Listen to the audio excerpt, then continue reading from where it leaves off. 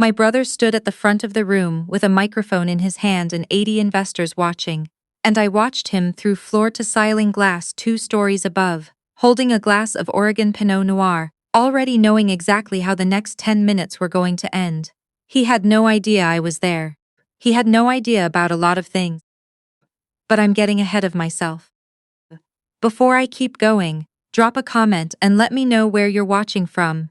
And if you've ever been written off by the people who were supposed to be in your corner, hit like and subscribe. This one's for you. My name is Lydia.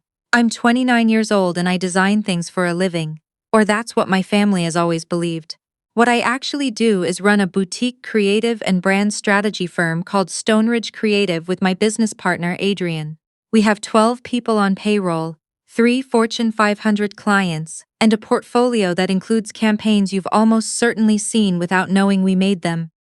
But in my family's version of my life, I'm still the artsy older daughter who drifted away from a real career and ended up doing logo work for small businesses out of her apartment. My parents live in Bellevue, Washington.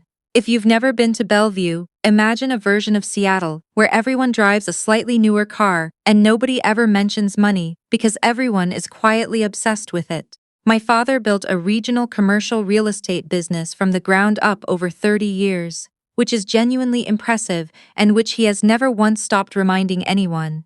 My mother is a former event planner who now channels all of that energy into managing the social calendar of their country club. And then there's my brother. He's 4 years younger than me, 25, tall, charming in the way that comes easy to people who have never been told no about anything that mattered. My parents put him through undergrad and then an MBA at the University of Washington, bought him a condo in Capitol Hill, and connected him to every investor they'd ever met at a charity gala. He was building a tech startup called Meridian, a B2B project management platform, which is a polite way of saying it was software that had been in beta for 2 years and had not yet made a single dollar. I knew about Meridian better than most people did. 2 years earlier, when he was still in the concept stage, he came to me for help. He needed branding, a name, a visual identity, a pitch deck design. I gave him a family rate. My firm did thousands of dollars of work for a fraction of what we would have charged anyone else. The one thing I asked in return was that he sign a proper IP transfer agreement once the project was complete, so the ownership of those creative assets was clean and documented. He never signed it. I followed up 4 times over 18 months. He always had a reason. The timing wasn't right. His attorney was reviewing it. He'd get to it next week. I eventually stopped pushing, but I didn't close the file. The dinner happened on a Thursday night in October. My parents had reserved a private room at a Japanese steakhouse in Bellevue, the kind of place where the entrees are $45 and the parking is valet only. It was supposed to be a celebration dinner 3 weeks before my brother's investor showcase. My mother had been strangely vague on the phone about who was coming. My father texted me separately to say, quote, "Make sure you look presentable." That was the kind of detail that sat wrong. I wore a blazer. I figured that was reasonable. The table was already full when I arrived. My parents, my brother, and his fiancée. Her name is Thea. She's the daughter of a property developer from Scottsdale and carries herself like someone who has been told she's exceptional since birth. She smiled at me when I sat down, the kind of smile that doesn't reach the eyes. For the first hour, my brother talked. He talked about Meridian's upcoming launch, the investor interest he'd generated, the traction they were finally seeing with pilot clients. My parents nodded and beamed. My father ordered a bottle of wine that cost more than my first car and kept refilling my brother's glass. I asked questions. He answered some and deflected others, and I noticed that Thea got very quiet whenever the conversation turned to the specific investors who were committed. After the entrees were cleared, my brother reached into the breast pocket of his blazer and pulled out an envelope. He set it on the table in front of me, sealed. "I wanted to do this in person," he said, out of respect. I opened it. Inside was a single card with the Meridian logo, which my firm had designed, printed at the top. Below it was a handwritten note informing me that my presence at the launch event was not going to be possible. The phrasing was careful, almost legal. He said the investor showcase was a professionally curated environment and that he needed the guest list to reflect a certain level of corporate credibility. He said my freelance background might send the wrong signal to the institutional investors flying in. He said he hoped I understood. My mother reached across the table and put her hand on mine. He's worked so hard for this, she said. Just let him have his night. I looked at my father, he was cutting his wagyu. He didn't look up. I looked back at the card, at the logo I had designed sitting at the top of a letter, uninviting me to a launch built on work I had done. I didn't say anything. I picked up the check folder at the edge of the table and handed the server my card. I covered the entire dinner, 4 people, 2 bottles of wine, 4 courses, over $600. My brother laughed a little when he saw the card. You really don't have to do that, Lydia. I know things are tight.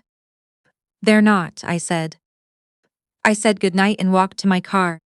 On the drive back to Seattle, I called Adrian. It was 9:30 at night and he answered on the second ring because that's what we do. I told him about the dinner. I told him about the envelope. Then I said pull the Meridian file, all of it. IP agreements, work orders, correspondence. Get in touch with our attorney. He was quiet for a second. How long has it been since he signed the transfer? He hasn't. Another pause. Got it. 3 days later, my brother called. He was friendlier than he'd been at dinner, which told me something was wrong. He started with a careful apology that didn't admit to anything specific, then eased into asking whether I'd had a chance to look at the IP paperwork again. He said his attorneys needed the file closed before the launch, just a formality. I asked him why he needed it closed in 3 weeks when he'd had 18 months.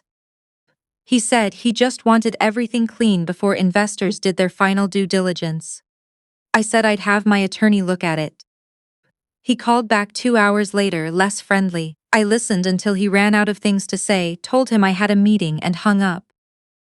That night he texted me. He started with flattery, how I was always the smarter one, how he'd always respected my talent even if he hadn't shown it. I read all of it. Then came the real part. He was short $30,000 on the venue and catering deposits for the launch.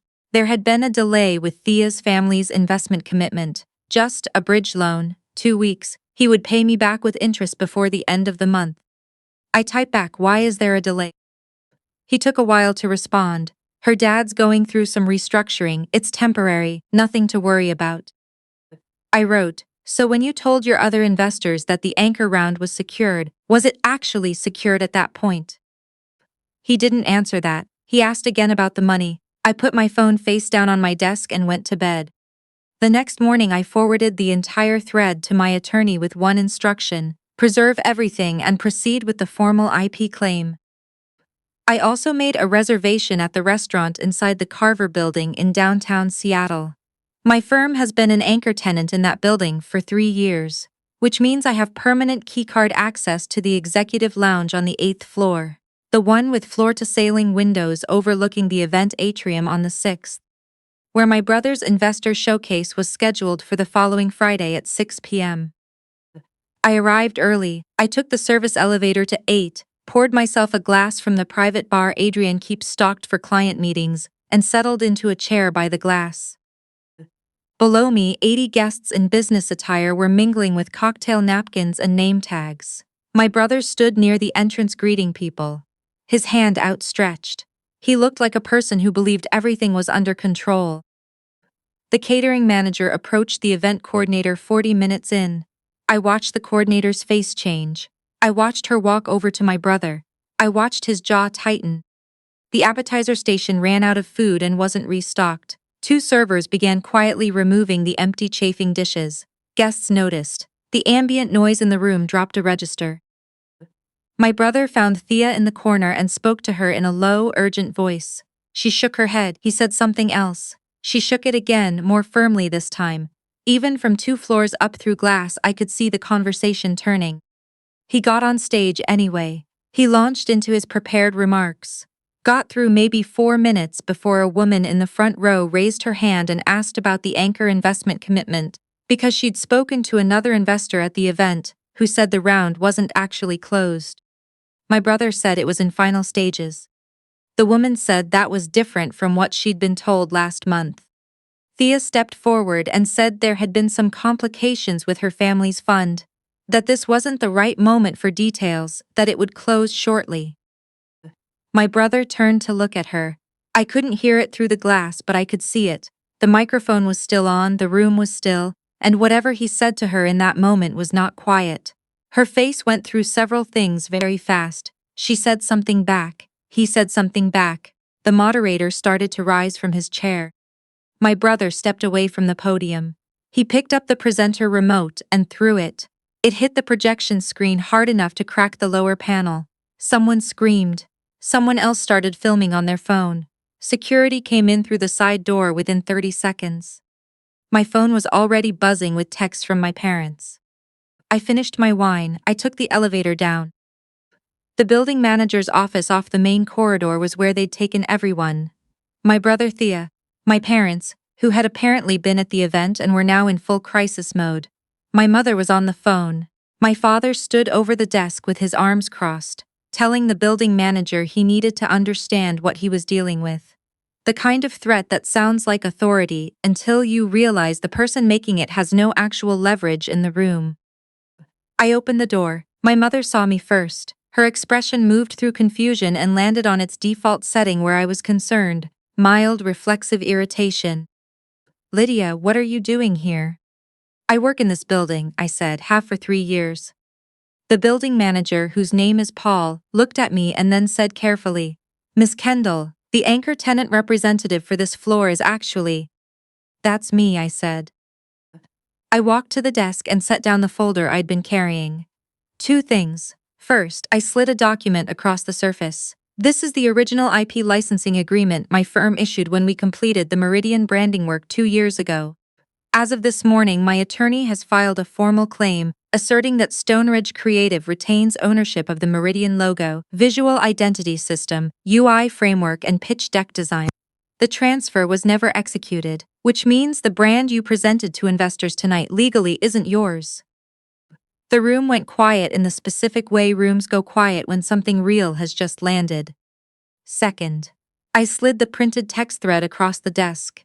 This is a conversation from 4 days ago, in which you acknowledged that the anchor investment was not actually secured at the time you represented to other investors that it was. My attorney has flagged this as potentially relevant to any securities inquiry that may follow tonight. My father started talking. Something about family, something about going too far. My mother said I was doing this out of spite. My brother looked at the documents and didn't say anything for a long time. Then quietly, Lydia, please. He wasn't angry anymore, he was just scared, and part of me, a part I genuinely didn't expect, felt something close to sad about that, not sad enough to change anything, but it was there. You told me I didn't belong in a room with serious investors, I said. You were right, I'm not usually in the room, I'm usually the reason the room exists.